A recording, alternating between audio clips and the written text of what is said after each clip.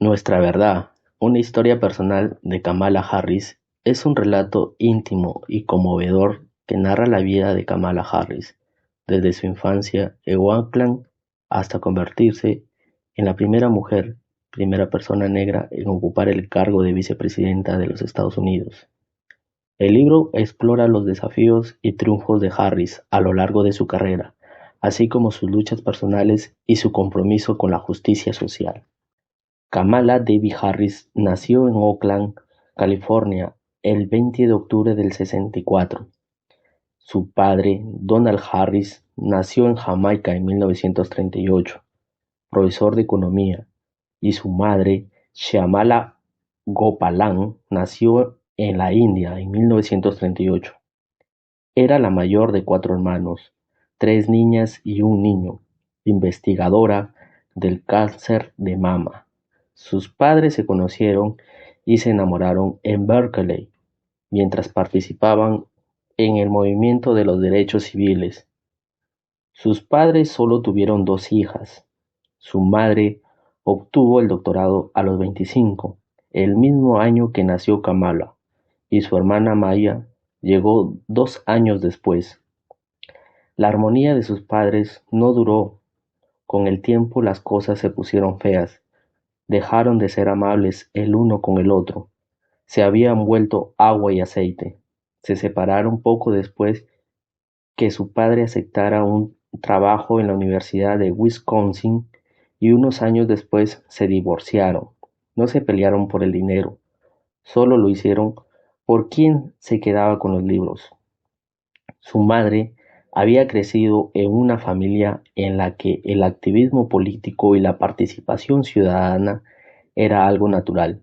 Su madre, abuela de Kamala, Rayan Gopalan, nunca fue al instituto, pero era una líder competente en su comunidad. Acogía a mujeres maltratadas por sus maridos y luego los llamaba y les decía que o aprendían a comportarse o ella se encargaría de enseñarles. Solía hacer reuniones sobre métodos anticonceptivos para las mujeres de las aldeas. Su abuelo, P. V. Gopalan, había formado parte del movimiento a favor de la independencia de la India. Su madre aprendió de ellos que lo que le daba sentido a la vida era servir a los demás, y de su madre y de su hermana Maya, Kamala aprendió lo mismo. Estudió en un colegio donde los alumnos provenían de distintas zonas del municipio, un entorno diverso. Algunos procedían de viviendas sociales y otros eran hijos de profesores universitarios. En su colegio celebraban las festividades de las distintas culturas, y Kamala recuerda que aprendieron a contar hasta 10 en varios idiomas. Debido a que su madre, Shyamala, solía estar en el trabajo, su hermana Maya y ella se quedaban en casa de la señora Regina Shelton, donde tenía una guardería. Era pequeña pero acogedora. La señora Shelton se convirtió en una segunda madre para Maya y ella. Cuando tenía 12 años, a su madre le ofrecieron una oportunidad de dar clases en la Universidad de Ensign Hill e investigar en el Hospital General Judío en Montreal, en Canadá. Fue un gran paso en la evolución de su carrera. Entonces se mudaron a la ciudad extranjera, de habla francesa, cubierta por casi 4 metros de nieve. Fue una transición difícil por el idioma. Ahí se dedicó después de clases a tocar violín, a la trompa y el timbal, en una escuela de bellas artes. Nació su vocación por la abogacía, por su entorno familiar, por su tío Sherman y por Henry, un amigo de la familia. Quería ser la persona que podía ayudar a los demás. Se graduó en la Universidad de Howard, en Washington. Era una universidad que acogía a estudiantes afroestadounidenses en medio de la segregación. Su madre siempre le decía: Kamala, puedes ser la primera en hacer muchas cosas. Asegúrate de no ser la última. En el 2003 habilitó una sede de campaña para fiscal de distrito en una avenida lejos de los lugares turísticos del centro de San Francisco, en un barrio de mayoría negra en el sudeste de la ciudad, conocido como Bayview Hunters Point, cuando la campaña estaba arrancando, creó una organización, Emerging America, que formaba mujeres demócratas para que se presenten a cargos electivos en todo el país. Había muchos candidatos hacia la Fiscalía de Distrito de San Francisco, y era inevitable que hubiera una segunda vuelta. Pasó para la segunda vuelta, donde se realizó 5 semanas después. Ella fue la ganadora. Es así que se desempeñó como fiscal en San Francisco entre el 2004 al 2011, donde sus propuestas fueron crear el programa Back on Track para ayudar a los que salieron de prisión. Presentó el proyecto de ley para sustituir su sistema de libertad bajo fianza, donde se beneficiaban a los ricos y penalizaba a los pobres. Capacitó a los policías sobre temas de prejuicios implícitos. En el 2008 le detectaron cáncer de colon a su madre. Kamala comenzó a investigar sobre la tasa de natalidad y se dio con la sorpresa de que los gobernantes republicanos bloquearon la ampliación de seguros médicos. Los medicamentos eran carísimos. Había escasez en profesionales de la salud mental. Su experiencia en el hospital, cuando su mamá le hacían quimios, fue decepcionante. Se dio cuenta con la realidad de la desigualdad racial en el sistema sanitario. Su madre falleció el 11 de febrero del 2009. En el 2010 perdió la carrera para convertirse en fiscal general de California. 3 semanas después ganó estando en el cargo entre el 2011 al 2017. Como fiscal general, investigó sobre la crisis hipotecaria y se comprometió a resolver el fraude hipotecario, donde se aprobó el proyecto de ley pensando en la protección financiera del consumidor. Apoyó el matrimonio del mismo sexo, donde Chris Perry y Sandy Stier fue la primera pareja en casarse. Apoyó a la Fundación de Estados Unidos para la Igualdad de Derechos, dirigida por Chuck Griffin. Apoyó al ausentismo escolar, dando como prioridad la educación sin discriminación a nadie.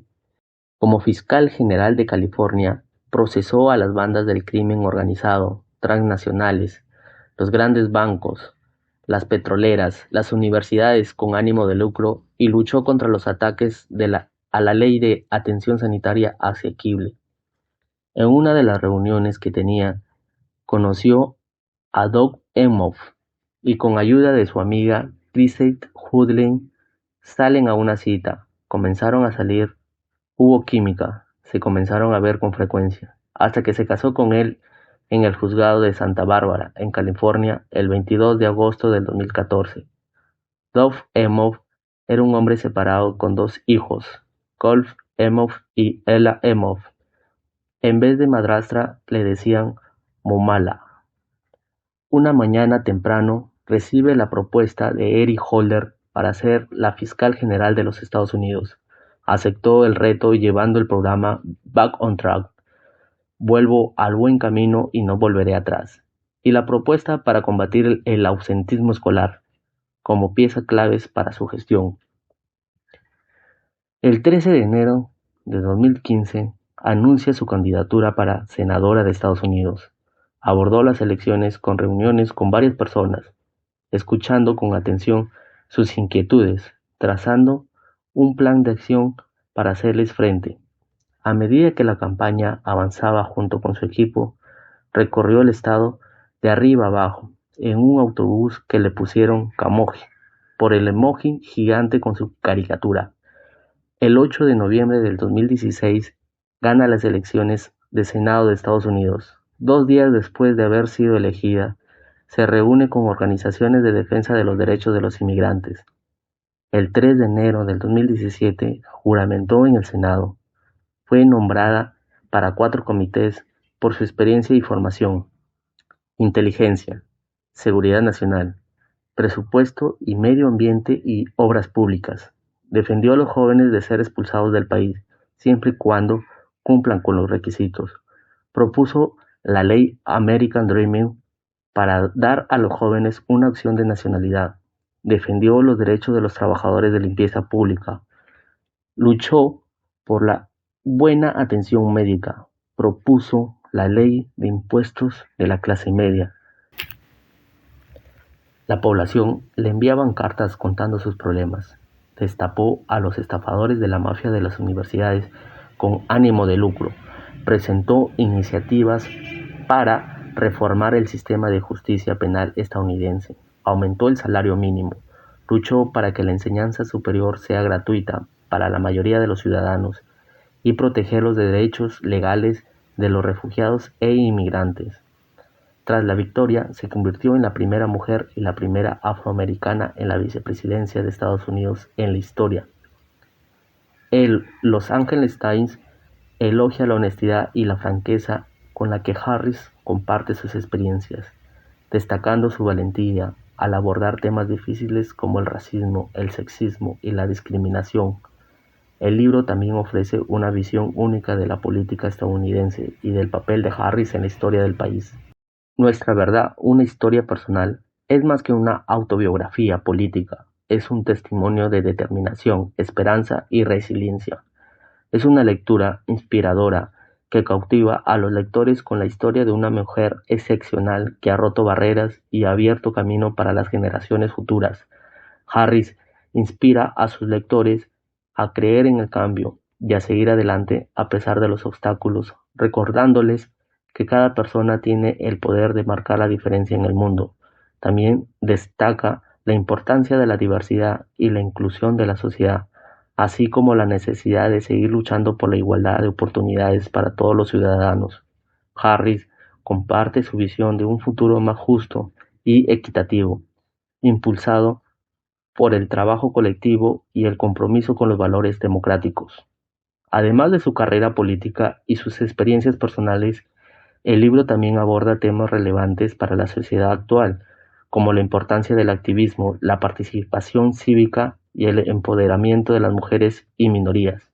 Kamala Harris comparte reflexiones sobre cómo superar la adversidad, mantener la integridad en la vida pública y abogar por el cambio positivo en un mundo cada vez más complejo y desafiante. Harris invita a los lectores a reflexionar sobre sus propias historias y a encontrar inspiración en la perseverancia y el compromiso con un futuro más inclusivo y equitativo para todos. El libro sirve como un recordatorio poderoso de que cada individuo tiene la capacidad de marcar la diferencia y contribuir a la construcción de una sociedad más justa y compasiva. Muchas gracias. Espero que les haya ayudado esta información. Nos vemos en el próximo video.